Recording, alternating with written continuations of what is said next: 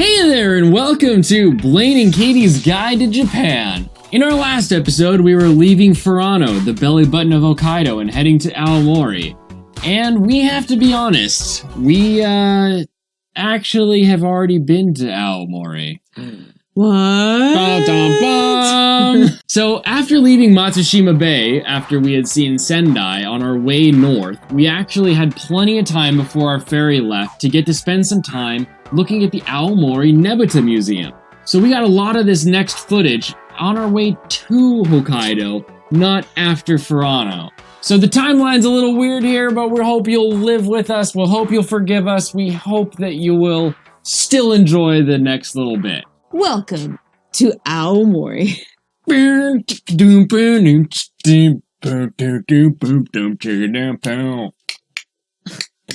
Aomori.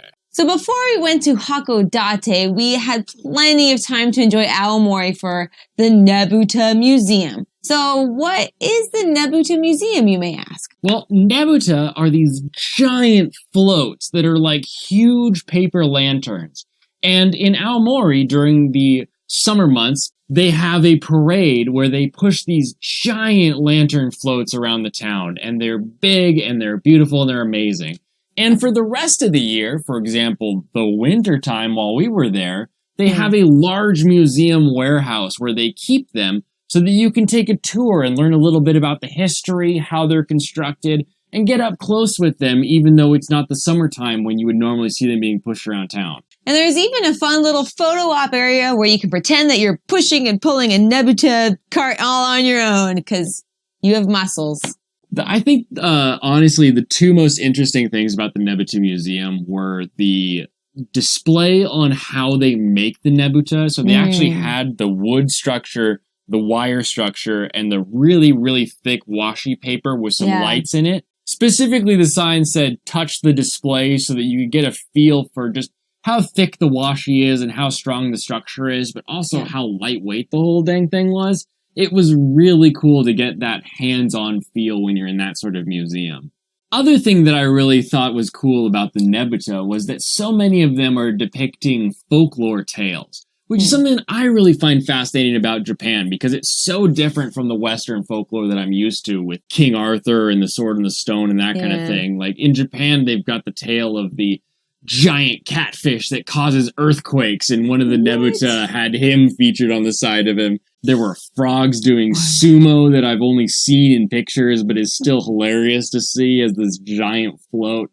Just really fun, interesting stuff that is so different from what our Western culture is typically telling as far as weird tales go, that it's just so fascinating. And honestly, I just really appreciated the entire artistry of it all. Like, there's so many colors, and just the structure is really impressive, and the whole construction of everything, like Blaine already said, it's just fascinating to look at up close and personal. So just beautiful colors all around.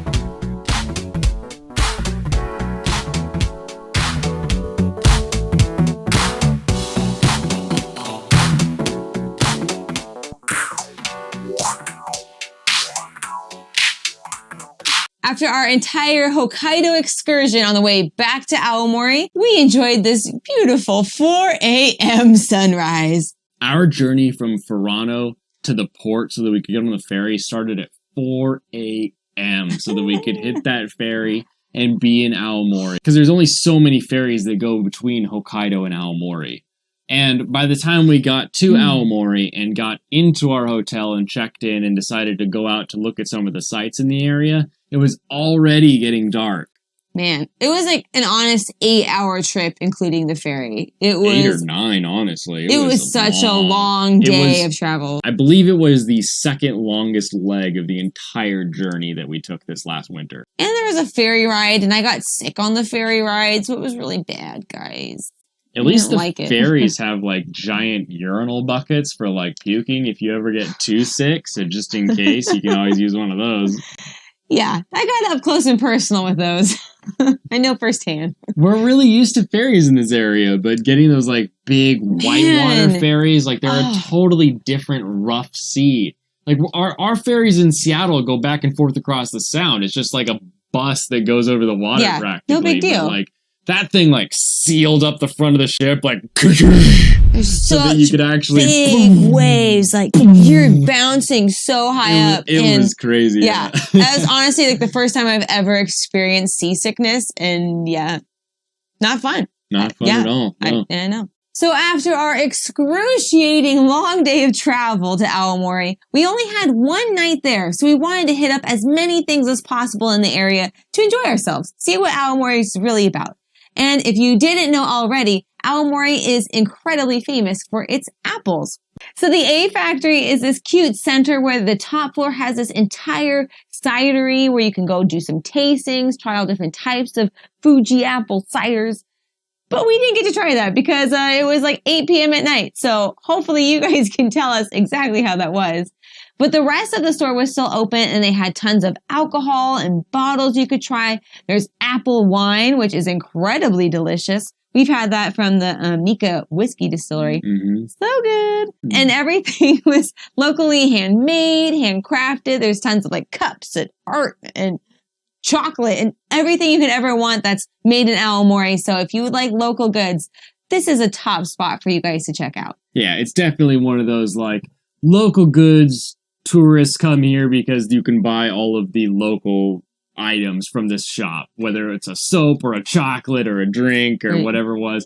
I ended up picking up an apple, and it was pretty good. Pretty good apple. What? That was really good. It was like a little bit on the edge of like a little mush for me.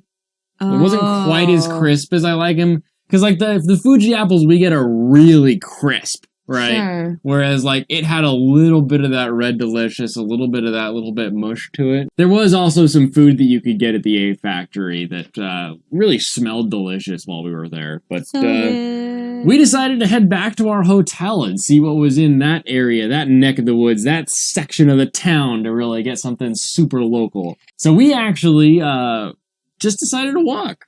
Yeah. We rather than jumping on Yelp, rather than jumping on anything, we noticed that the across the street from our hotel was a road that looked like it had some food on it. So we started walking down that road. Yeah. Funnily enough, is it funnily enough or funny enough? Funnily. Interestingly, there was an animate down the road there, which was kind of fun to see what an animate looks like in a town that far away from Tokyo and Akihabara. And just a little bit farther from there, we stopped at a restaurant called Dandelion, and they had delicious Hamburg steaks. Now, Japan makes these Western-style Hamburg steaks, which most of us would call a Salisbury steak, but they really do add a lot to it, so it's got a lot of the flavors of, like, mom's meatloaf in it. And so we got one that was a big old piece of steak with, like, little hot dogs on it, covered in cheese, and kind of a barbecue sauce gravy. Like, it was really good. So good. Side of fries with that, and then we also got a romaine Caesar salad that was, like, entire stalks of romaine, chopped it all up. Man, I do love Hamburg steaks in Japan. Hamburg steaks are so good. The demi-glace and everything, like all their sauces that they create are just take it to a next level. It is a sauce boss dream, really. Yeah. After our Hamburg steak and salad, we headed down the road and still feeling a little bit peckish, a little bit thirsty. We decided to stop at a place that said it had Nomi Hodai. So we stopped at a place just across from where our hotel was called Dining Roku. And this little place had a little sign out front, said Nomi Hodai, had 2 different Nomi Hodai menus, so you kind of pick what you were going to be getting as far as the different drinks.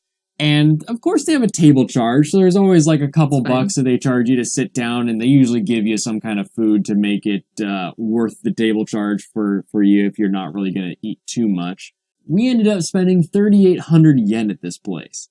And that equates to about $36 at the time that we were traveling there. And this got 3 of us all you can drink.